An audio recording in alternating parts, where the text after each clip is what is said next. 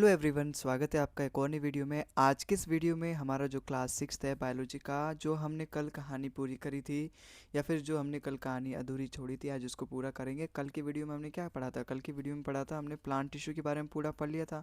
उसके उसके ऊपर हमने कुछ क्वेश्चंस भी करे थे। आज हम जो आगे की वीडियोज़ करने वाले ना, ये जो अगली वाली वीडियो है, इसमें हम कल के हमने प्लांट टिश्यू करे थे और साथ में हमने एनिमल टिश्यू के भी 2 पार्ट कर लिए थे, है ना? हाँ, जहाँ तक मुझे याद आ रहा है। आज हमें केवल 2 पार्ट बच गए थे एनिमल टिश्यू को। जैसे हमने एनिमल टिश्यू को 4 पार्ट में डिवाइड किया था। एक है अपना nerve tissue, connective tissue, epithelial tissue और एक मसल टिश्यू। और कल के वीडियो में हमने मसल टिश्यू भी कंप्लीट कर दिया था, एपिथेलियल टिश्यू। अगर आपने वो वीडियो नहीं देखा तो जाके देख लेना। आज के इस वीडियो में हम कनेक्टिव टिश्यू पूरा अच्छे से पढ़ने वाले हैं और नर्व टिश्यू पढ़ने वाले हैं, ठीक है? तो और हाँ, एक बात और, अगर आपको इस क्लास की पीडीएफ चाहिए तो उसका लिंक मैं डिस्क्रिप्शन में दे दूंगा। वहाँ से जाके आप इसकी पीडीएफ भी डाउनलोड कर सकते हो और वहाँ से फिर अपना नोट्स वगैरह या फिर एक बार और रिवीजन कर सकते हो। ठीक है, तो आज की वीडियो को स्टार्ट करते हैं, आगे चलते हैं। लेकिन आगे बढ़ने से पहले यहाँ तो मैंने आपको ब्रीफ इंट्रोडक्शन दे दिया था। कनेक्टिव टिश्यू और नर्वस टिश्यू के बारे में पढ़ने वाले हैं। उस चार्ट पे चलते हैं सबसे पहले, जहाँ पे मैं आपको बताने वाला हूँ। ठीक है, यहीं बता देता हूँ क्योंकि आगे मुझे नहीं लग रहा चार्ट है यहाँ पे, इम्प्लीमेंट नहीं किया लग रहा आज। चलो ये देखो, मैंने डिवाइड किया था एनिमल टिश्यू को 4 पार्ट में। मैंने आपको बताया था किस तरीके से डिवाइडेड है, एपिथेलियल टिश्यू और muscle tissue, nervous tissue, connective tissue. ये दोनों तो हमने कल पढ़ लिए, ठीक है? आज कनेक्टिव टिश्यू पढ़ेंगे। देखो, सबसे पहले जानो आखिर कनेक्टिव टिश्यू क्या होता है। कनेक्टिव टिश्यू आपने देखा होगा, आपने देखा भी नहीं या फिर जानो, हमारी बॉडी जो है वो पूरी एक तरीके से किस चीज़ से कनेक्टेड है। अगर मैं आपसे पूछूं एक बार, सर से लेके पैर तक हमारी बॉडी किस चीज़ से कनेक्टेड है? पहले जो आपके दिमाग में आएगा, सबसे पहले दिमाग आएगा वो है नर्व। ठीक है, एक तो नसों से कनेक्टेड है। जो चीज़ मेरे यहाँ ब्रेन में है वो चीज़ यहाँ पे यहाँ से कनेक्टेड है। वो किसकी वजह से? नसों की वजह से कनेक्टेड है पूरा। दूसरी, इसी नसों में दौड़ता है खून, तो ब्लड भी एक तरीके से क्या है, एक तरीके से हमारी पूरी बॉडी को कनेक्ट कर रहा है आपस में, तो ब्लड भी एक कनेक्टिव टिश्यू हो गया। तीसरा, अगर आप और थोड़ा सा सोचोगे तो आपको मिलेगा बोन। तो बोन भी क्या हो गया भाई, यहाँ से यहाँ पर भी वही बोन है, वही बोन है। मतलब हड्डी पूरी एक ही मटेरियल से बनी होगी ना, जिस मटेरियल से यहाँ की हड्डी बनी होगी वही मटेरियल यहाँ से। तो मैं कह सकता हूँ एक तरीके से कि पूरा मेरा बॉडी एक तरीके से पूरा एक हड्डी है। हालांकि आगे चल के आप पढ़ोगे 206 हड्डियों से मिलकर बनी होती है हमारी पूरी बॉडी। लेकिन एक हड्डी से भी तो मैं मान सकता हूँ, यहाँ से ये उंगलियों से ये हाथ पूरा जॉइंट है, इससे ये पूरा जॉइंट है, इससे मेरा ये पूरा मुंह इस तरीके से जॉइंट है। इसका मतलब बोन भी मेरा एक तरीके से क्या हो गया, कनेक्टिव टिश्यू हो गया। ऐसी अगर मैं बात करूँ, ये जो बोन के बीच में यहाँ पे छोटे छोटे यहाँ पे जैसे लिगामेंट्स पाए जाते हैं, जो एक बोन से दूसरे बोन को जॉइंट करते हैं, उनको हम बोलते हैं लिगामेंट्स, है ना? अभी हम आगे पढ़ेंगे उसके बारे में, उसको फर्दर क्लासीफाई करेंगे। तो वो लिगामेंट्स भी क्या करते हैं, एक बोन से दूसरे बोन को कनेक्ट करते हैं, तो ये भी कनेक्टिव टिश्यू में आएंगे। ऐसे ही जो हमारी पूरी बॉडी होती है ना, वो उसकी बनी होती है, हड्डी की बनी होती है, ठीक है? स्केलेटल सिस्टम के ऊपर हमारा पूरा ढांचा एक तरीके से सपोर्टेड रहता है। तो अब ये थोड़ी ना कि हमारी पूरी बॉडी खाली स्केलेटल ही है, इसके अंदर हमारी बॉडी के अंदर ये जो स्केलेटल है उसके ऊपर हड्डी के ऊपर मांस भी चढ़ा हुआ है। अब ऐसा नहीं कि वो मांस केवल हड्डी के ऊपर रख ही दिया है। वो मांस जो है, जो वो मसल्स हैं, वो हड्डी से एक तरीके से कनेक्टेड है। वो किसकी वजह से कनेक्टेड है? वो लिगामेंट से कनेक्ट नहीं है। लिगामेंट्स केवल बोन से बोन को कनेक्ट करता है। जो मांस है या फिर जो मसल्स है वो हमारे स्केलेटल से कनेक्टेड है, वो उसका बोलते हैं हम टेंडन, ये वाला मटेरियल है। तो टेंडन से वो कनेक्टेड है, तो कहीं ना कहीं वो भी हमारा कनेक्टिव टिश्यू है। तो आप यहाँ से ये ऑब्जर्व कर सकते हो, ये कंक्लूजन कर सकते हो कि कनेक्टिव टिश्यू में हम वो सारे टिश्यूज देखेंगे जो एक्चुअली में कहीं ना कहीं हमारी बॉडी में एक कनेक्शन प्रोवाइड करते हैं और हमारी पूरी बॉडी को एक तरीके से कनेक्ट करते हैं। तो यहाँ पे आप समझ सकते हो जो कनेक्टिव टिश्यू है, एक तो उसका मेन क्या है, कनेक्ट करना।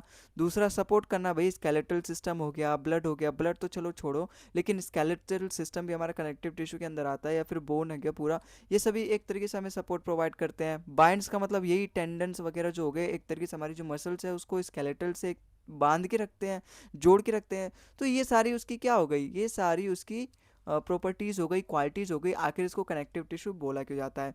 Sales are loosely arrange. अगर मैं बात करूँ कनेक्टिव टिश्यू के जो सेल्स होते हैं वो लूजली अरेंज होते हैं। मैट्रिक्स मतलब ये इंटरसेलुलर स्पेस होता है। अब ये तो छोड़ो, है ना, ये उतना इंपॉर्टेंट नहीं है, लेकिन ये वाली चीज़ इंपॉर्टेंट है, फाइब्रोब्लास्ट सेल। ये सवाल पता है नीट के पेपर में भी आया था एक बार सवाल, कि ऐसा कौन सा कनेक्टिव टिश्यू है जिसमें फाइब्रोब्लास्ट प्रेजेंट नहीं होता। अब ये फाइब्रोब्लास्ट मतलब क्या होता है? देखो, कनेक्टिव टिश्यू के अंदर ना एक स्पेशल सेल पाए जाते हैं जो कि फाइब्रोब्लास्ट सेल कहलाते हैं। उनका मेन पर्पस होता है अगर हमारी बॉडी में कहीं चोट लग जाए तो उसको हीलिंग करना। अब जैसे हील करना या फिर और भी उसको डिवाइड करना, ये सारा काम इसका होता है फाइब्रोब्लास्ट का। भाई हमारी हड्डी कहीं भी टूट जाती है तो वो अपने आप धीरे धीरे हम देखते हैं ना जुड़ जाती है, अगर वहाँ से कहीं भी टूट टूट जाती है तो वो किसकी वजह से, फाइब्रोब्लास्ट, क्योंकि यही यही वो सेल होता है कनेक्टिव टिश्यू में रिस्पॉन्सिबल होता है डिवीजन करने का। तो जब सेल डिवाइड होगी तभी तो वहाँ पे सारा काम रिपेयरिंग का चलेगा, तो वो सेल कौन सा होता है, वो फाइब्रोब्लास्ट सेल होता है। इसलिए आपसे सवाल में अगर, और ये चीज़ ब्लड में नहीं पाई जाती, अगर आपका कहीं से ब्लड खत्म हो जाता है तो ब्लड न्यू सेल डिवाइड होकर थोड़ा ना बनता है, ब्लड फिर खाने वगैरह जो भी आप खाते हो उससे बनता है। तो यहाँ पे ये सेल डिवीजन जो हमारा फाइब्रोब्लास्ट सेल की वजह से ये ब्लड में नहीं देखा जाता। ठीक है, तो आगे एक क्वेश्चन भी है इसके ऊपर कि विच of the following does not show fibroblast sales, या फिर विच of the connective tissue does not have fibroblast sales, तो आपका उसको आंसर क्या देना है, ब्लड देना है। आगे भी पूछे तब भी आपको helps in transport of the blood, ठीक है, ये मतलब ट्रांसपोर्टेशन में हेल्प करता है ब्लड में। ठीक है, स्टोर फैट अभी हम आगे पढ़ेंगे, एडिपोज टिश्यू होते हैं, ये सारे हमारे कनेक्टिव टिश्यू में। आप इंपॉर्टेंट चीज़ देख लो, यहाँ पे फैट हो गया, एडिपोज वाला टिश्यू। ठीक है, स्ट्रेंथ प्रोवाइड करता है, फ्लेक्सिबिलिटी, बोन और कार्टिलेज, अभी हम इसको करेंगे, क्लासीफाई करेंगे। हेल्प्स इन डिफेंस, अब ब्लड में हमारे कई तरह के होते हैं, जैसे ब्लड में अगर मैं केवल बात करूँ लिक्विड में, तो आरबीसीज पाए जाते हैं, डब्ल्यूबीसीज पाए जाते हैं, जिनका मेन काम क्या होता है, डिफेंस करना होता है। ठीक है, तो वो भी हम आगे बात करेंगे। फाइन थ्रू द पूरी बॉडी में पाए जाते हैं। ठीक है, बोन हो गए, ब्लड हो गए, कार्टिलेज हो गए, टेंडन हो गए, लिगामेंट्स हो गए, ये सारे क्या अपने कनेक्टिव टिश्यू के एग्जांपल्स है। अब हमने ये सारी चीज़ें जब देखी कि भाई बोन भी आ रहा है, ब्लड भी आ रहा है, कार्टिलेज भी आ रहा है, टेंडन भी आ रहा है, लिगामेंट्स भी आ रहा है, अब इनका अलग अलग काम है। ये जैसे लिगामेंट से दो बोन्स को जोड़ता है, टेंडन क्या है, मसल्स को बोन से जोड़ता है, कार्टिलेज क्या है, कार्टिलेज जैसे हमारा जो ये कान है, ये भी तो एक तरीके से हड्डी से बना है, लेकिन ये वाली जो हड्डी है ना कान, आप कान के छू को देखो, ये उतनी हार्ड हड्डी नहीं है, ये मुड़ाने पे मुड़ जाती है। लेकिन वहीं आप अगर अपने हाथ की हड्डी देखोगे या फिर अपने जंघा की हड्डी देखोगे, वो नहीं मुड़ेगी। तो इनके अंदर भी कुछ ना कुछ डिफरेंस है। तो इन्हीं डिफरेंस को देखते हुए मैंने अपने कनेक्टिव टिश्यू को चार मेनली पार्ट में डिवाइड किया गया। सबसे पहला क्या है, लूज कनेक्टिव टिश्यू, जहाँ पे हमारे जितने भी सेल्स होंगे ना या फिर जितने भी टिश्यूज होंगे वो ज़्यादा ही लूज रहेंगे। अगर मैं दूसरों से बात करूँ, जो दूसरा है वो डेंस है, डेंस कनेक्टिव टिश्यू। जो तीसरा है वो सपोर्टिंग, जो सपोर्ट का प्रोवाइड काम, सपोर्टिव का काम प्रोवाइड करते हैं। जो चौथा है मेरा फ्लूइड कनेक्टिव टिश्यू, और बहुत इंपॉर्टेंट है, फ्लूइड कनेक्टिव टिश्यू से बहुत सारे सवाल आते हैं, तो इसको तो आप बिल्कुल मत भूलना। ठीक है, तो स्टार्ट करते हैं अपने सबसे पहले loose connective tissue. Loosely arranged होते हैं इन अ सॉफ्ट मैट्रिक्स। ठीक है, इनका जो मेन काम होता है बाइंड करना या फिर सपोर्ट करना। अब मेन बात है, ये प्रेजेंट कहाँ रहते हैं, ये स्किन के अंदर प्रेजेंट रहते हैं या फिर मसल्स के ऊपर प्रेजेंट रहते हैं या फिर किसी भी ऑर्गन्स के ऊपर। अब इसी चीज़ को, इसी क्वालिटीज़ को देखते हुए हमने इसको दो पार्ट में डिवाइड किया गया। एक है एरियोलर, दूसरा है एडिपोज। एरियोलर क्या काम करता है, एरियोलर एक पैकेजिंग का काम करता है या फिर बाइंडिंग का काम करता है। देखो, हमारी पूरी बॉडी है, ठीक है, हमारी पूरी बॉडी मतलब कि सबसे ऊपरी परत क्या है, स्किन है, लेकिन स्किन के अंदर जब आप देखोगे ना, वहीं हमारे एरियोलर कनेक्टिव टिश्यू पाए जाते हैं। फिर हालांकि पूरी ये प्रोटेक्टिव टिश्यू एपिथेलियम टिश्यू पाई जाती है, लेकिन उसके भी नीचे आप देखोगे ना एरियोलर टिश्यू पाई जाती है। यहाँ देखो लिखा भी है, present under the skin and around the organs. और कई सारे ऐसे ऑर्गन्स होते हैं जिनके चारों तरफ हमारी एरियोलर टिश्यू, लेकिन इसका मेन काम क्या होता है, जब आप ये जान लो ना तो आपको फिर ये पूरा याद भी करने की जरूरत नहीं पड़ेगी आखिर इसका मेन लोकेशन क्या हो सकता है। इसका मेन काम है पैकिंग करना। तो ऐसे ऑर्गन जहाँ पर उनको पूरी तरीके से पैकिंग करना पड़ेगा या फिर जहाँ अंदर का मटेरियल बाहर ना जाए। अब जैसे बात करते हैं, किडनी वगैरह बात करते हैं। अब जैसे किडनी हो गया, वो एक ऐसी ऑर्गन है जिससे बहुत ज़्यादा पैकेजिंग चाहिए, बहुत ज़्यादा उसको एक तरीके से प्रोटेक्शन चाहिए। वहाँ पर आपको एरियोलर टिश्यू देखने को मिलेगा, एडिपोज भी देखने को मिलेगा। एडिपोज अभी हम देखेंगे किस तरीके से। अब जैसे स्किन की बात करें, अगर हम स्किन के अंदर आपको बताओ, जैसे स्किन है और स्किन के अंदर हमारी कई सारी नसें हैं, फिर उसके अंदर मसल्स हैं, फिर उसके अंदर हड्डी है।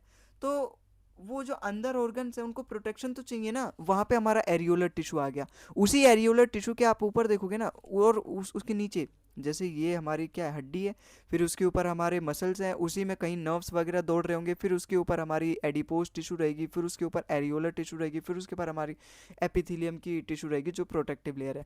ये एडिपोज टिश्यू क्या होती है, adipose connective tissue mainly fat होता है, एक तरीके से अगर मैं कहूँ चर्बी, अगर मैं कह सकता हूँ, है ना। और ये सब में प्रेजेंट होता है, किसी में ज़्यादा प्रेजेंट होता है, किसी में कम। जिसको आप देखोगे बहुत ज़्यादा मोटे लोग हैं उसमें एडिपोज टिश्यू बहुत ज़्यादा प्रेजेंट होता है। इसका मेन काम मेन काम क्या रहता है, इसका एनर्जी रिजर्व करना। मतलब अगर आप देखते हो जिसके जो ज़्यादा मोटा होता है उसके अंदर ज़्यादा एनर्जी भी होती है।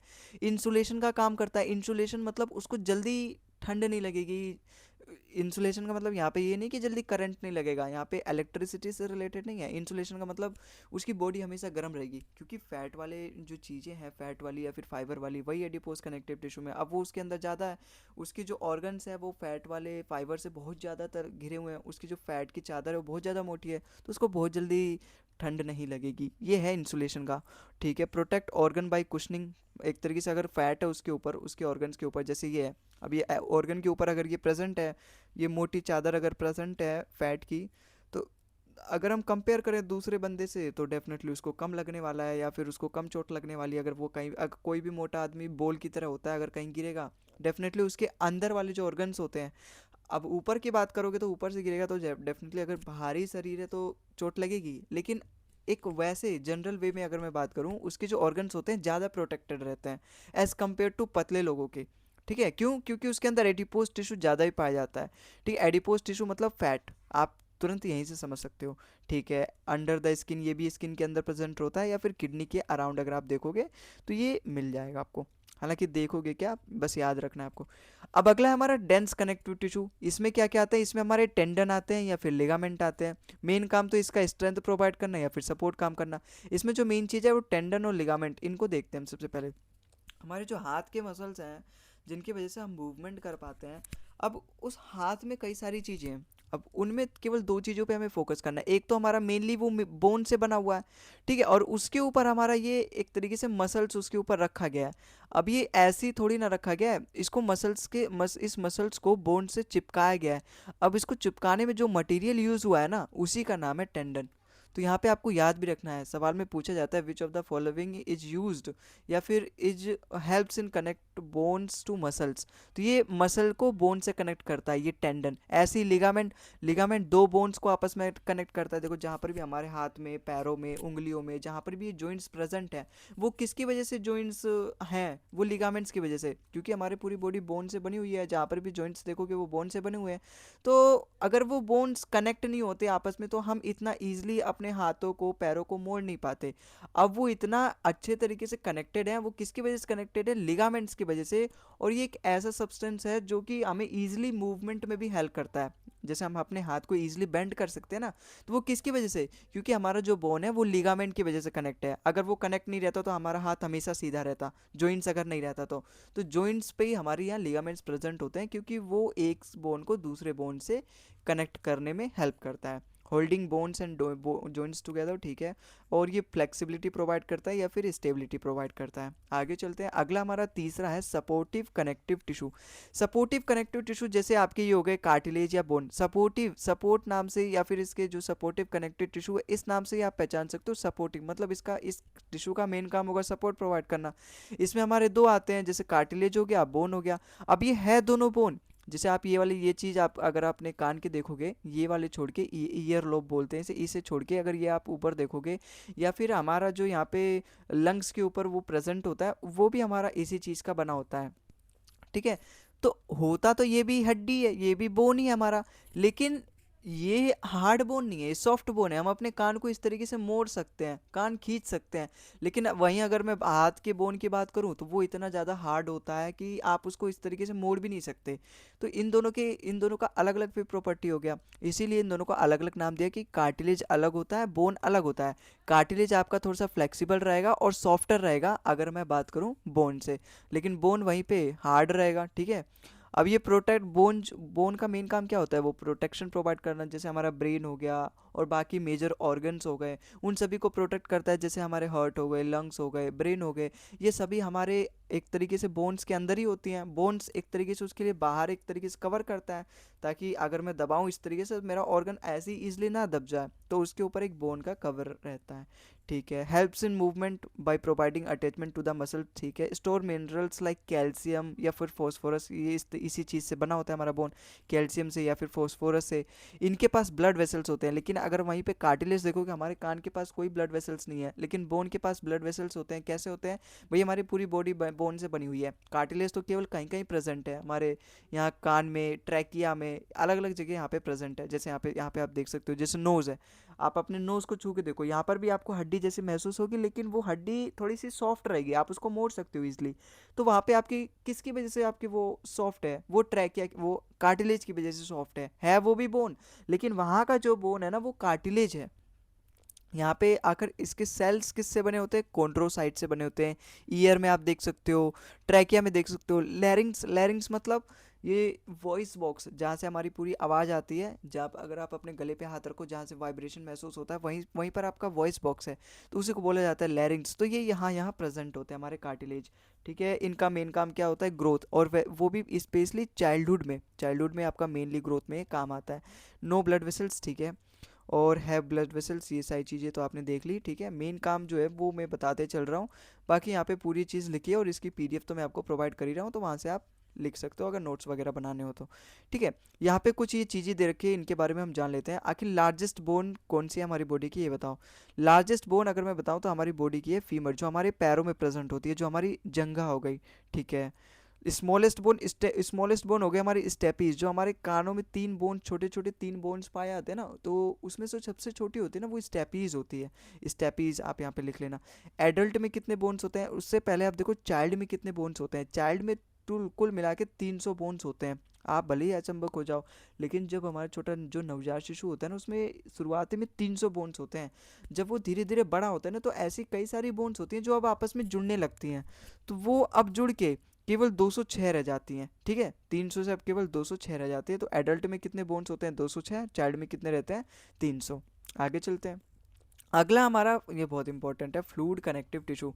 Matrix is fluid in nature, ठीक है, helps in transport of gases. अब जैसे हमारा ब्लड है, उसका मेन काम क्या है, ऑक्सीजन को सप्लाई करना पूरी बॉडी में। तो वो कहाँ से ऑक्सीजन लेता है, वो हमारे लंग से लेता है। ठीक है, तो वो केवल गैसेस का ट्रांसपोर्टेशन नहीं करता, केवल ऑक्सीजन का ट्रांसपोर्टेशन नहीं करता, न्यूट्रिएंट्स का भी ट्रांसपोर्टेशन करता है हमारी अलग अलग बॉडी में जहाँ भी एनर्जी चाहिए। या फिर वेस्ट मटेरियल का भी वही करता है ट्रांसपोर्टेशन। वेस्ट मटेरियल, ब्लड के अंदर भी कई सारे वेस्ट मटेरियल वो लेके आता है और किडनी तक लेके जाता है, जहाँ पर वो फिल्ट्रेशन वगैरह उससे होती है। फिर प्ले रोल्स इन डिफेंस, इसके अंदर WBCs पाए जाते हैं। जैसे आप इस वाले देखो, तो ये क्या है, ये तो हमारा रेड ब्लड सेल है। ये अगर मैं मान लूँ WBC है, तो ये क्या हमारे प्लेटलेट्स हैं। ठीक है, helps in defence, immunity and circulate through out the body. ठीक है, इसके दो पार्ट हैं, ब्लड हो गया और एक लिम्फ हो गया। यहाँ पे मैं आपको सबसे पहले वो कर देता हूँ, एक क्लासिफिकेशन कर देता हूँ इसकी पूरी।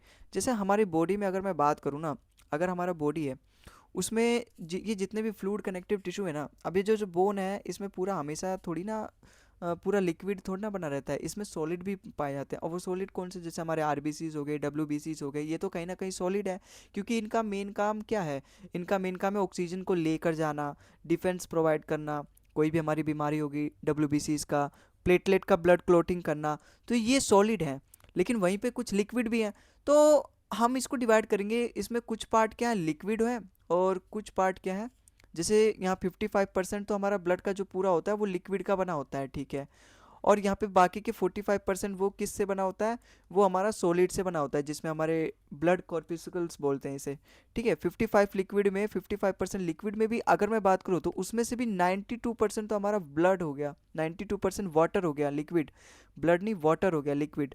और बाकी के जो 8% हो जाएंगे वो हमारे अलग अलग मिनरल्स हो गए, प्रोटीन्स हो गए, वो सारी चीज़ें उसमें ऐड हो जाती हैं। ठीक है, या फिर न्यूट्रिएंट्स आप कह लो। तो ये तो रहा अपना लिक्विड का कन्फ्यूजन, क्लासिफिकेशन। लेकिन वहीं अगर मैं सॉलिड की बात करूँ, तो इसमें क्या पाए जाते हैं, हमारे ब्लड कॉर्पस्कल्स, जितने भी हमारे यहाँ पे ब्लड कॉर्पस्कल्स, ये जितने भी, अब जैसे हमारे ब्लड कॉर्पस्कल्स में हमारे क्या आ गए, RBCs हो गए। ठीक है, और और क्या हो गया, हमारे WBCs हो गए। ठीक है, और जो हमारा तीसरा हो गया वो क्या हो गया, हमारा प्लेटलेट हो गया, प्लेटलेट। तो ये हमारे मेनली 3 कंपोनेंट हैं हमारे ब्लड के। अब RBCs का मेन काम क्या होता है, या फिर इनका सबसे पहले आप नाम देख लो। RBCs को हम, इनका फुल फॉर्म तो आपको पता है ना, red blood cells, white blood cells, platelet हो गया। अब RBCs का एक और नाम होता है, इसका नाम होता है एक और, इरिथ्रोसाइट्स। ठीक है, इरिथ्रोसाइट्स। ठीक है, ऐसी WBC का एक और नाम होता है ल्यूकोसाइट्स, ल्यूकोसाइट्स। ठीक है, और ऐसी प्लेटलेट का एक और नाम होता है थ्रोम्बोसाइट्स, थ्रोम्बोसाइट्स। ठीक है। अगर मैं बात करूँ इनकी वॉल्यूम का कि हमारे, अगर मैं पूरे ब्लड की बात करूँ, अच्छा यहाँ पे 45% यहाँ पे मैंने जब इसको क्लासीफाई किया ना, इसमें भी सबसे ज़्यादा अपना रेड ब्लड सेल होता है। इसीलिए हमारे खून का रंग जो होता है ना वो लाल होता है, क्योंकि उसमें सबसे ज़्यादा जो मात्रा है ना वो रेड ब्लड सेल्स की पाई जाती है। अब वो कितनी पाई जाती है ये भी जान लो। अगर हमारे पास पूरे 45% हमारा सॉलिड है ना, तो उसमें 41% तो हमारा केवल आरबीसीज ही रहेगा, बाकी के 2% ये डब्ल्यूबीसी रहेगा, बाकी के 2% ये प्लेटलेट रहेगा। तो इस तरीके से इनका यहाँ पे क्लासिफिकेशन है। अगर मैं बात करूँ आरबीसीज का, अगर मैं बात करूँ आरबीसीज का कि 1 ml में इसका कितना क्वांटिटी पाया जाएगा, तो बहुत ज़्यादा पाया जाता है। वो लगभग 4.5 से 5 मिलियन तक पाया जाता है, मिलियंस ऑफ पर मिलियंस पर क्यूबिक ml। ठीक है। अगर मैं यहाँ पे डब्ल्यूबीसीज की बात करूँ, वही पाए जाएंगे 2000 से 10,000 के आसपास पर ml की बात करूँ, अगर इनका एक जो बना होता है एक सेल। वहीं अगर प्लेटलेट की बात करें तो वो 4.5 लाख से आपको 5 लाख तक दिख सकता है पर क्यूबिक एमएल। ठीक है, क्यूबिक पर एमएल। तो ये आ गया इनके काउंट का। आगे अगर मैं बात करूँ इनका मेन पर्पस क्या होता है, जैसे आरबीसीज का मेन फंक्शन क्या होता है, ऑक्सीजन का ट्रांसपोर्टेशन। तो इसका मेन फंक्शन क्या होता है, ऑक्सीजन का ट्रांसपोर्ट, ऑक्सीजन, ठीक है, ट्रांसपोर्ट O2।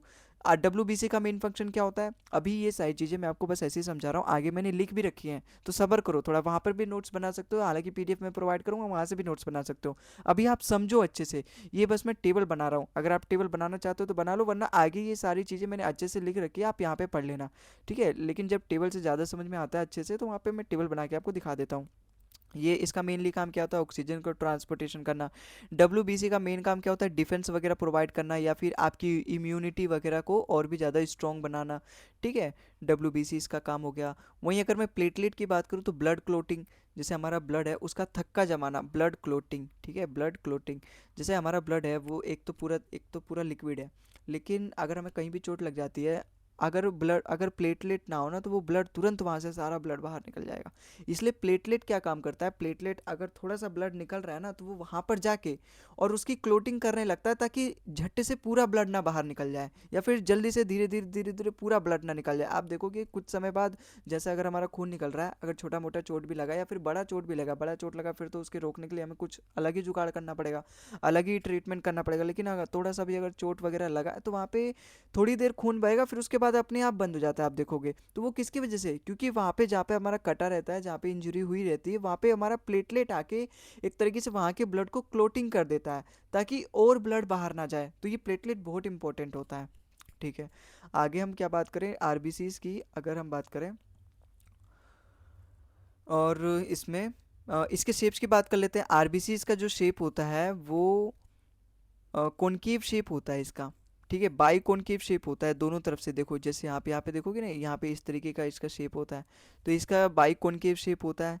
लेकिन आप डब्ल्यूबीसी इसका देखोगे तो एमोबॉइड शेप रहता है, मतलब जिस तरीके से आपका एमीबा का शेप होता है ना, उसी तरीके से। तो ये इसका कोई शेप नहीं रहता, लेकिन हाँ क्वेश्चंस में आपको देखने को मिलेगा कि विच of the following have amoeboid shape, तो आपको याद रखना पड़ेगा कि वो डब्ल्यूबीसी इसका होता है। ठीक है, तो यहाँ पे ये डब्ल्यूबीसी इसका जो शेप होता है वो किस तरीके से होगा, एमोबॉइड। ठीक है, एमोबॉइड।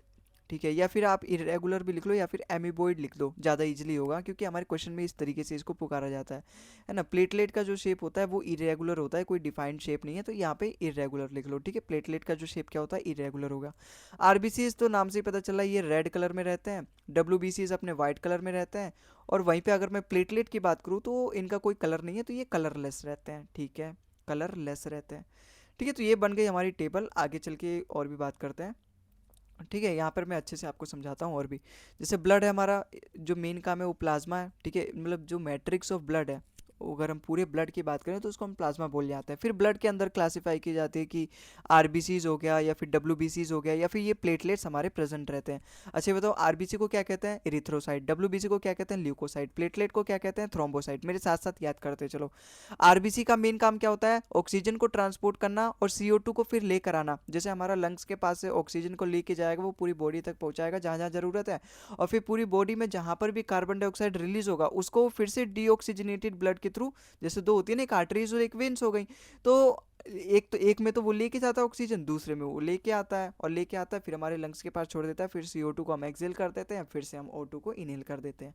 ठीक है, वहीं पे अगर हम WBC की बात करें तो उसका मेन क्या काम रहता है, डिफेंस वगैरह प्रोवाइड करना, इम्यूनिटी वगैरह प्रोवाइड करना, जो भी हमें जैसे ये मलेरिया हो गए और कई सारी ऐसी बीमारियां जैसे बुखार हो गया, उसमें हमें बहुत हेल्प मिलती है। WBC हमारी हेल्प करता है कि हमारी कहीं ना कहीं अगर छोटी मोटी चीज़ें होती हैं तो वो अपने आप ठीक हो जाती हैं। वो किसकी वजह से, क्योंकि WBC हमारे अंदर प्रेजेंट है, जो एक तरीके से हमारे फ्रीडम फाइटर है, एक तरीके से हमारे ब्लड के अंदर। कहीं भी अगर फॉरेन मटेरियल हमारे ब्लड के अंदर गलती से घुस जाता है जो कि हमारे लिए हार्मफुल है, अब ज़्यादा ही हार्मफुल होगा तो उसके लिए तो अलग हमें दवाई खानी पड़ेगी, लेकिन छोटी मोटी अगर वो होगा, छोटा मोटा हार्मफुल करने वाला, तो उसको WBC संभाल लेते हैं।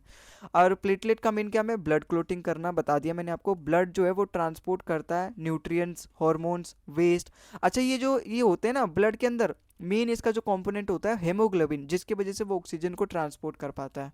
ठीक है, ये याद रखना। लिम्फ क्या होता है, लिम्फ लिम्फ ब्लड के अंदर दो चीज़ें होती हैं, है ना, ये फ्लूइड कनेक्टिव टिश्यू के अंदर दो चीज़ें होती है, एक ब्लड हो गया और दूसरा पार्ट हमारा लिम्फ होता है। इसका जो कलर होता है वो कुछ कलर नहीं होता, कलरलेस होता है। अच्छा, ये होता है किस तरीके से, इसका मेन काम क्या है लिम्फ का, क्योंकि ये WBC से ही बना होता है ना। इसका भी नाम लिम्फोसाइट्स है, क्योंकि इस तो नाम से आप याद कर सकते हो, अगर लिम्फ है लिम्फोसाइट्स है। अब ये लिम्फोसाइट आप आगे चल के देखोगे ना, WBC का ही एक मेन पार्ट है। WBC को ही हम आगे चल के 5 पार्ट में डिवाइड करेंगे। WBC मेन काम क्या है, इम्यूनिटी प्रोवाइड करना, डिफेंस प्रोवाइड करना। इसको हम आगे चल के ना 5 पार्ट में डिवाइड करेंगे। जैसे पहला हमारा क्या हो गया, मोनोसाइट। इन सभी का पूरा ओवरऑल काम है इम्यूनिटी प्रोवाइड करना, डिफेंस प्रोवाइड करना। एक तो मोनोसाइट हो गया, ठीक है, और एक हमारा हो गया लिम्फोसाइट। ठीक है, लिम्फोसाइट जो हमारे ये लिम्फ हो गया, तो इसका मेन आप यहाँ से भी समझ सकते हो, लिम्फोसाइट है WBC, इसका मतलब जो लिम्फ होता है ना, उसका मेन काम भी हमारा डिफेंस प्रोवाइड करना होता है, या फिर इम्यूनिटी को और भी स्ट्रॉन्ग बना। देखो यहाँ पे लिखा है हेल्प्स इन इम्यूनिटी या फिर डिफेंस प्रोवाइड करना, return tissue fluid back to blood, transport fat वगैरह। इसका मेन जो काम होता है एक तो इम्यूनिटी और डिफेंस, और साथ में इसका एक और काम होता है फैट वगैरह फ्रॉम इंटेस्टाइन, जो भी इंटेस्टाइन में अगर फैट्स वगैरह मौजूद है उनको ट्रांसपोर्टेशन करना जहाँ पर ज़रूरत है। ठीक है, बात कर लेते हैं अगर इसको 5 पार्ट में किस में डिवाइड किया गया। ये तो हमारा लिम्फोसाइट्स हो गया, ठीक है, मोनोसाइट्स हो गया, लिम्फोसाइट्स हो गया। तीसरा हमारा बेसोफिल्स हो गया, ठीक है, बेसोफिल्स। और हमारा यहाँ पे चौथा हो गया इसिनोफिल्स, ठीक है, इसिनोफिल्स। पांचवा भी एक और है हमारा, पांचवा हमारा एक और है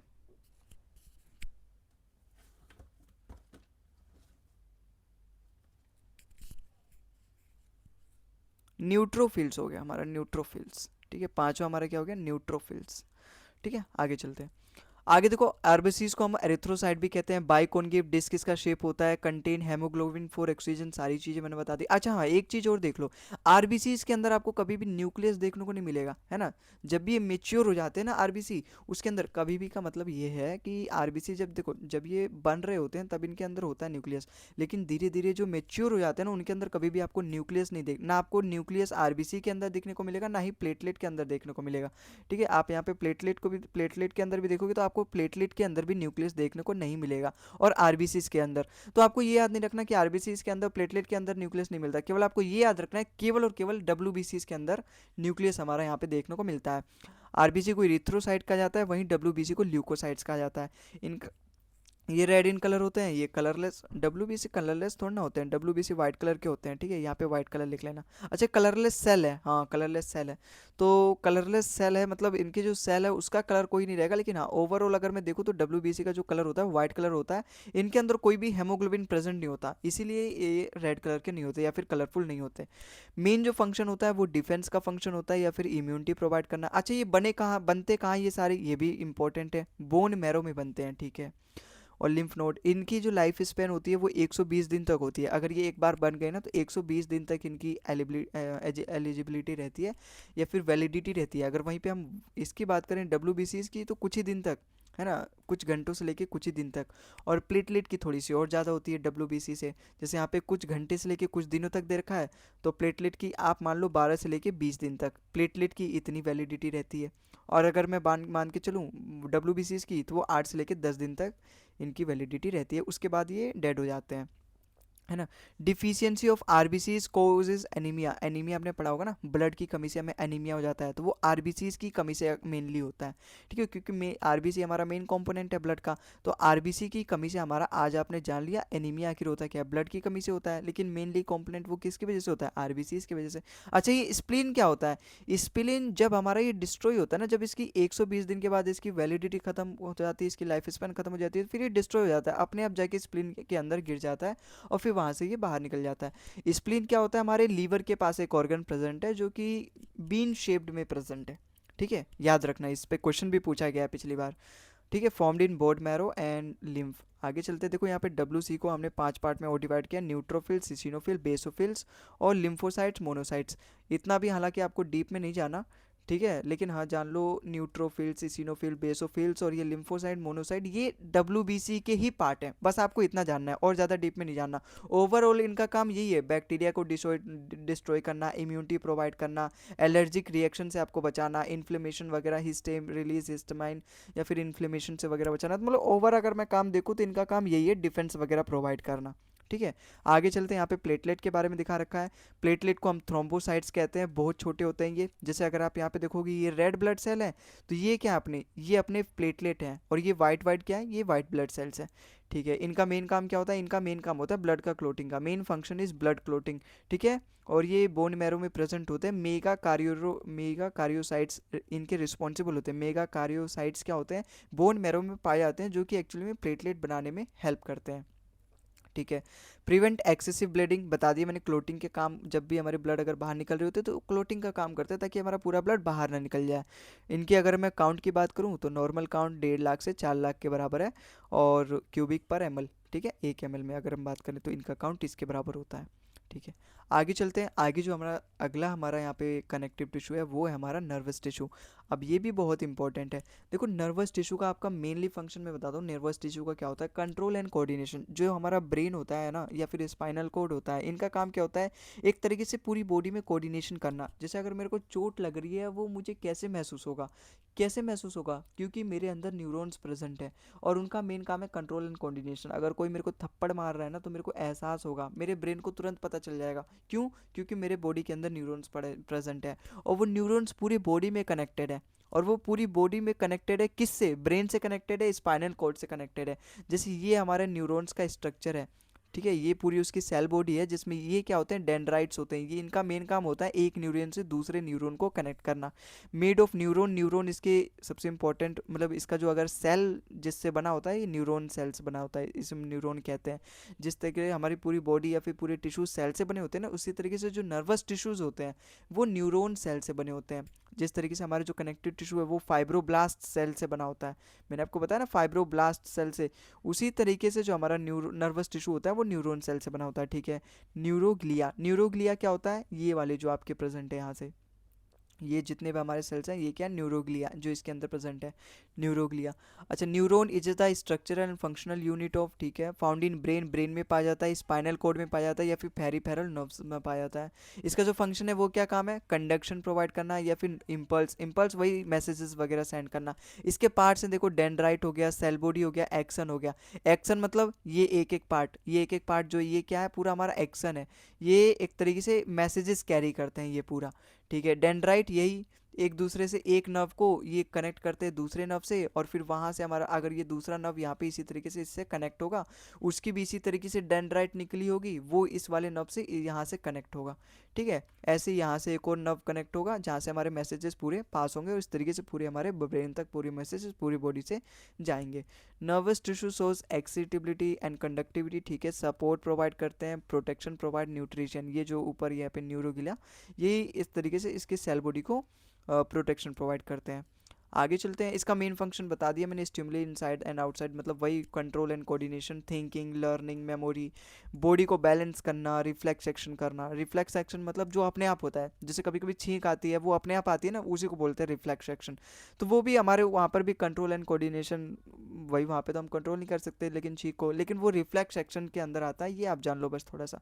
जैसे छींक हो गया, ये सारे क्या रिफ्लेक्स एक्शन है जो अपने आप होती हैं, जिसको हम कंट्रोल नहीं कर सकते, ठीक है। Regulate activities of the muscles and glands, ये कंट्रोल एंड कोऑर्डिनेशन मतलब कंट्रोल में भी हेल्प करती हैं, ठीक है। और आगे चलते हैं, हम्म, ये सारी चीज़ें तो मैंने आपको बता दी, न्यूक्लियस वगैरह। बाकी इस पे जो क्वेश्चंस आएंगे वहाँ पे देख लेंगे, ठीक है। अब यहाँ से क्वेश्चंस करते हैं। एक बार मैं आपको क्लासिफिकेशन कर देता हूँ। जैसे हमने टिश्यू पढ़ा, ठीक है, टिश्यू पढ़ा, अब मैंने उसको दो पार्ट में डिवाइड किया। एक तो मैंने पढ़ा,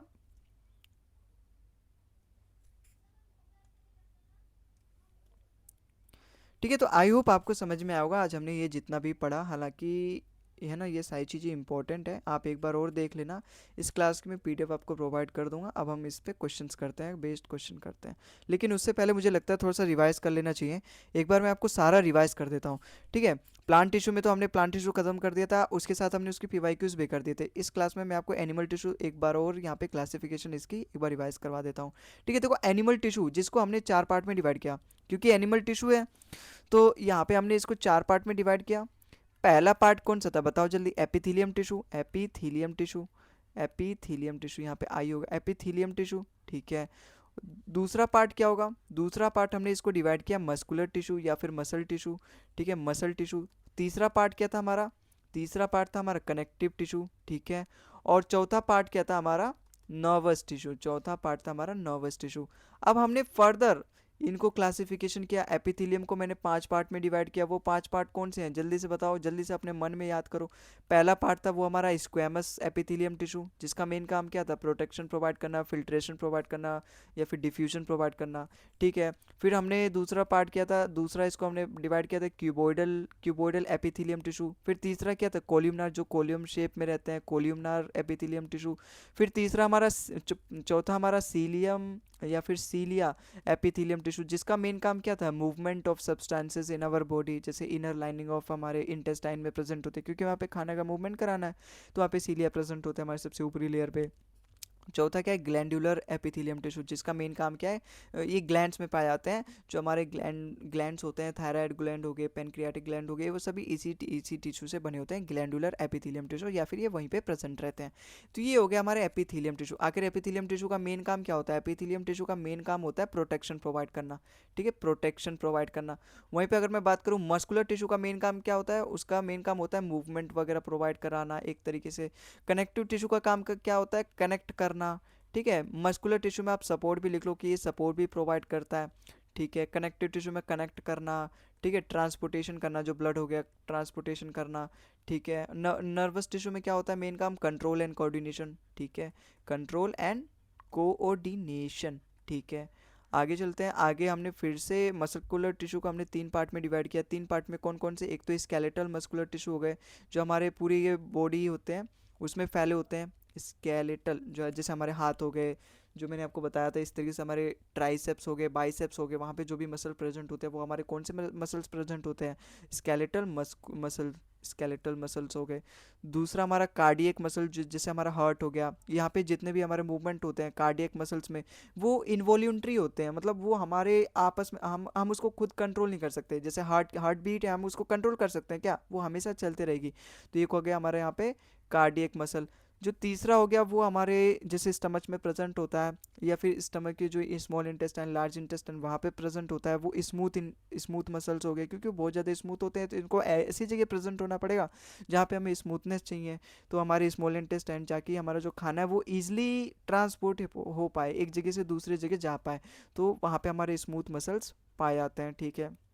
कनेक्टिव टिश्यू को हमने चार पार्ट में डिवाइड किया, लूज में, ठीक है, लूज में। फिर लूज को हमने दो पार्ट में डिवाइड किया, है ना। अब बात बताओ डेंस, फिर डेंस को हमने दो पार्ट में डिवाइड किया। फिर तीसरा हमारा सपोर्टिव, फिर सपोर्टिव को भी हमने दो पार्ट में डिवाइड किया, ठीक है। और फिर हमारा चौथा कौन सा था बताओ जल्दी से? फ्लूड वाला, जिसको हमने फ्लूड को भी फिर हमने फर्दर दो पार्ट में डिवाइड किया। अच्छा, लूज में हमने क्या क्या डिवाइड किया? एक तो एरियोलर टिश्यू, एरियोलर टिश्यू जिसका मेन काम क्या था बताओ? मेन काम था इसका बाइंडिंग करना, पैकेजिंग करना, है ना। जैसे हमारे ब्लड के ऊपर, ब्लड नहीं क्या बोल रहा हूँ मैं, मसल्स के ऊपर प्रेजेंट होते हैं, ताकि मसल्स और जो स्केलेटल सिस्टम है हमारा, जो हड्डी है एक तरीके से, वो तो टेंडन काम करता है चिपकाने का, लेकिन एक तरीके से बाइंडिंग करता है ना। जैसे आप कुछ भी चीज़ अगर पैक करते हो सपोज, तो सबसे पहले उसके अंदर रखते हो, चिपका के रखते हो, फिर उसके ऊपर एक बाइंडिंग भी तो करोगे ऊपर से, ताकि वो पूरा एक तरीके से पैक हो जाए। वही काम हमारा एरियोलर टिश्यू करता है। दूसरा हमारा एडिपोज टिश्यू एक और लेयर ऑफ प्रोटेक्शन प्रोवाइड करता है उसके ऊपर फैट जमा करके। अच्छा, डेंस में हमने क्या क्या पढ़ा था? डेंस में हमने पढ़ा था अपने कार्टिलेज हो गए, टेंडन्स हो गए, ठीक नहीं, कार्टिलेज हो गए और हमारे कार्टिलेज हमने इसमें पढ़ा था, कार्टिलेज और बोन पढ़ा था हमने इसमें, ठीक है। इसमें हमने पढ़ा था टेंडन और लिगामेंट्स, ठीक है, टेंडन और लिगामेंट्स, टेंडन और लिगामेंट। तो डेंस में हमने क्या क्या पढ़ा, हमने पढ़ा यहाँ पे टेंडन पढ़ा जिसका मेन काम क्या था, मसल्स को बोन से ज्वाइन करना, और लिगामेंट्स इसका मेन काम क्या था, बोन से बोन को ज्वाइन करना, ठीक है, जॉइंट्स पे ये प्रेजेंट होते हैं। अच्छा, फ्लूइड में हमने ब्लड देखा और लिम्फ देखा, ठीक है, हमने फ्लूइड में क्या देखा, ब्लड देखा और लिम्फ देखा, ठीक है। लिम्फ का मेन काम क्या था, इम्यूनिटी प्रोवाइड करना, डिफेंस प्रोवाइड करना, और ब्लड का क्या काम था, वही ऑक्सीजन वगैरह ट्रांसपोर्ट करना। ऐसा इसमें भी हमने 3 पार्ट देखा, एक देखा हमारे आरबीसीज, और एक हमने क्या देखा, डब्ल्यूबीसीज, और एक हमने और देखा प्लेटलेट, जिसमें आरबीसी का काम क्या था, ऑक्सीजन ट्रांसपोर्टेशन करना, क्योंकि इसका मेन कंपोनेंट हमारा क्या है, हेमोग्लोबिन हो गया। डब्ल्यूबीसी का मेन काम क्या है, डिफेंस प्रोवाइड करना, इम्यूनिटी प्रोवाइड करना। प्लेटलेट का मेन काम क्या है, क्लोटिंग करना।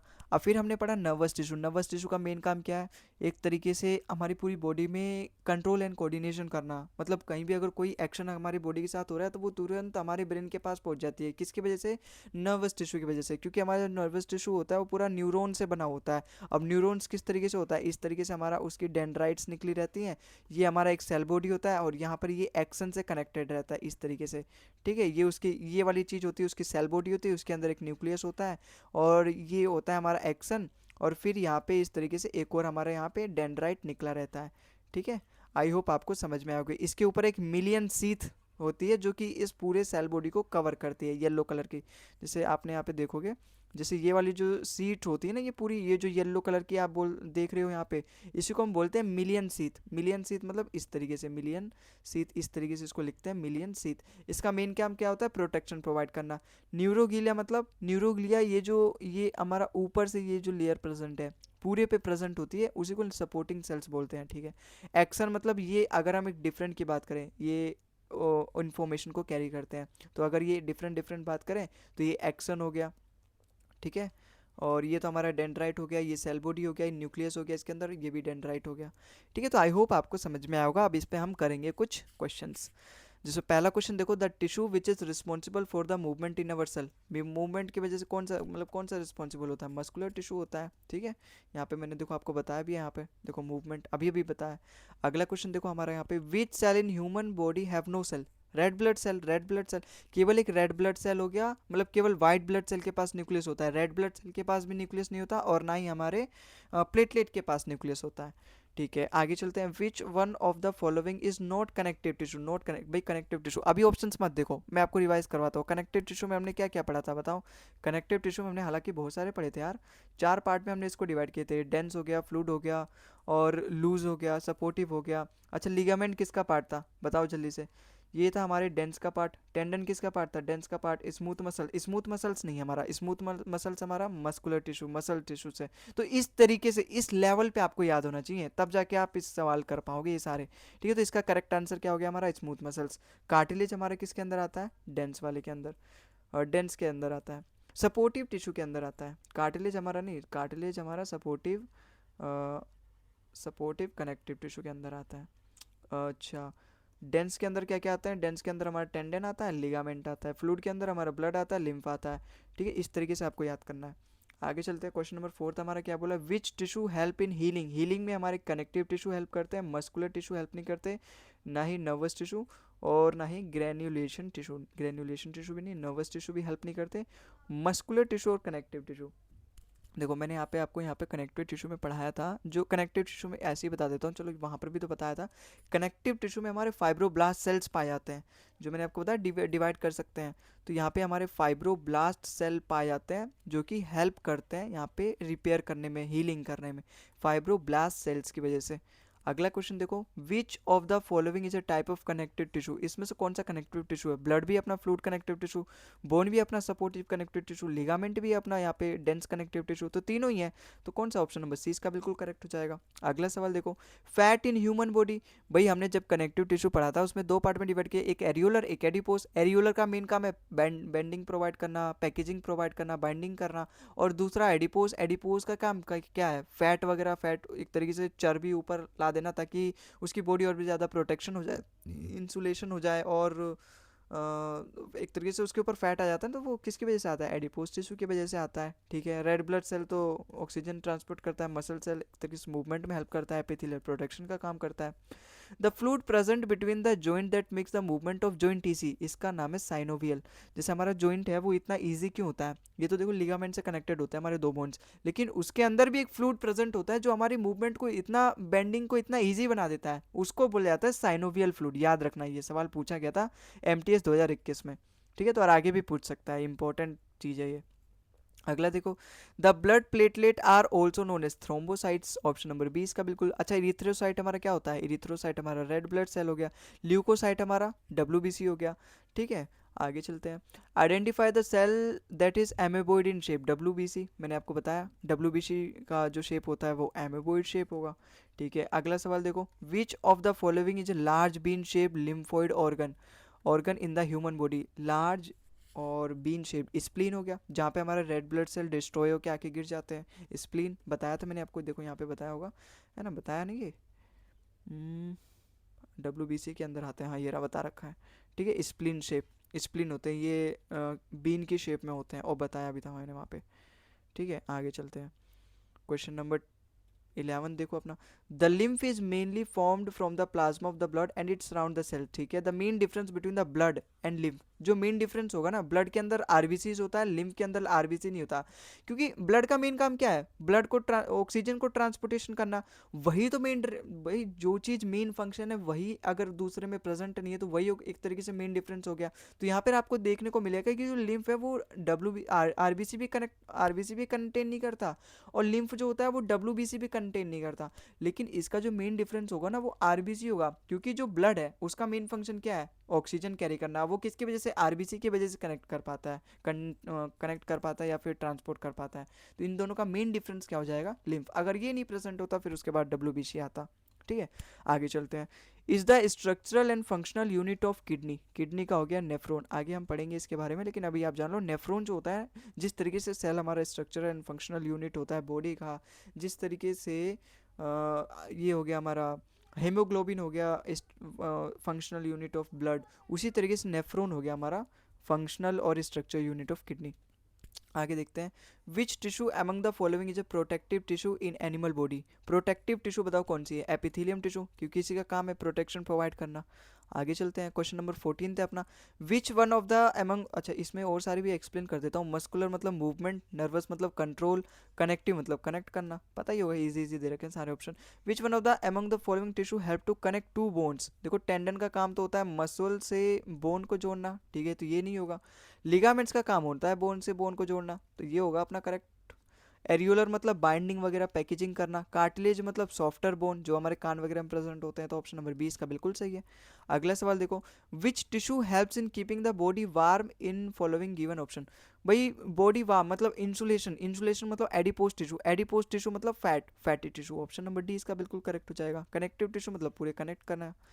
अगला सवाल देखो, the only connective tissue without fibroblast, बताया मैंने आरबीसी, आरबीसी नहीं ब्लड, ठीक है, आरबीसी तो अलग हो गया, इसका कंपोनेंट हो गया, लेकिन ब्लड, भाई कनेक्टिव टिश्यू में हमारे जितने भी होते हैं उन सभी में फाइब्रोब्लास्ट पाया जाता है, बोन्स हो गए, टेंडन्स हो गए, लिगामेंट्स हो गए, और ये अपने कार्टिलेज हो गए। क्यों, फाइब्रोब्लास्ट सेल्स क्या होता है, ये उसी के बने होते हैं ताकि डिवीजन वगैरह कर पाए, रिपेयरमेंट वगैरह कर पाए, लेकिन ब्लड एक ऐसा कनेक्टिव टिश्यू है जिसके अंदर हमारे फाइब्रोब्लास्ट सेल्स नहीं पाए जाते, याद रखना ये, ठीक है, पूछा गया ये प्रीवियस ईयर में। एरियोलर कनेक्टिव टिश्यू तो हमारा वही बाइंडिंग पैकेट बोन हमारा सपोर्ट प्रोवाइड करता है, कार्टिलेज सॉफ्टर बोन हो गया। अगला सवाल देखो, which of the following microscopy cells are of amoeboid shape, amoeboid shape आ गया मतलब डब्ल्यूबीसी, ऑप्शन नंबर 20 का बिल्कुल करेक्ट हो गया। देखो सवाल CHSL 2022 का। अगले सवाल पे देखते हैं, muscles are of 3 type, muscles हमारे 3 टाइप है, कौन कौन से थे, स्मूथ हो गया, कार्डियक हो गया, स्केलेटल, सीसामोइड्स नहीं है, यही पूछा होगा, विच one of the following is not of them, not of them मतलब सीसामोइड्स। अगला सवाल देखो, suppose Z in this case which one of the following tissue will be affected, अब अच्छा देखो, अब यहाँ पे डायरेक्टली पूछा है, इनडायरेक्टली पूछा है कि हमारे माउथ में और ओएसोफेगस में कौन से टिश्यू पाए जाते हैं। मैंने आपको बताया था, याद करो, मैंने जब इससे पहले वाली क्लास में जब मैंने एनिमल टिश्यू को 2 पार्ट में डिवाइड किया, स्टार्टिंग के एपिथेलियम टिश्यू और मसल टिश्यू, तो मैंने एपिथेलियम टिश्यू में बताया था कि प्रोटेक्टिव लेयर होती है, ठीक है। अब उसको हमने फर्दर क्लासीफाई किया था स्क्वैमस। अब स्क्वैमस में भी मैंने आपको 2 टाइप बताए थे, कि सिंपल और एक स्ट्रेटिफाइड। स्ट्रेटिफाइड मतलब जैसे सिंपल वाला क्या था, केवल एक ही लेयर का बना है, स्ट्रेटिफाइड मतलब उसके ऊपर कई सारी लेयर बनी होगी, और ये वहाँ प्रेजेंट होगी जहाँ पे हमारे फ्रिक्शंस वगैरह लगेंगे।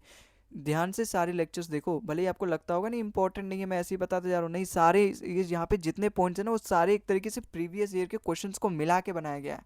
ठीक है, प्रीवियस ईयर क्वेश्चंस जो है ना उनकी एक तरीके से वन लाइनर फॉर्म्स को एक तरीके से अलग अलग कॉन्सेप्ट में कनेक्ट किया जाएगा, फिर एआई की मदद से उनके ऊपर पूरा एक चैप्टर के फॉर्म में उसको आपके सामने परोसा जा रहा है। तो पूरी चीज़ें एकदम ध्यान से पढ़ा करो, सारी चीज़ें एक तरीके से प्रीवियस ईयर में पूछी गई हैं।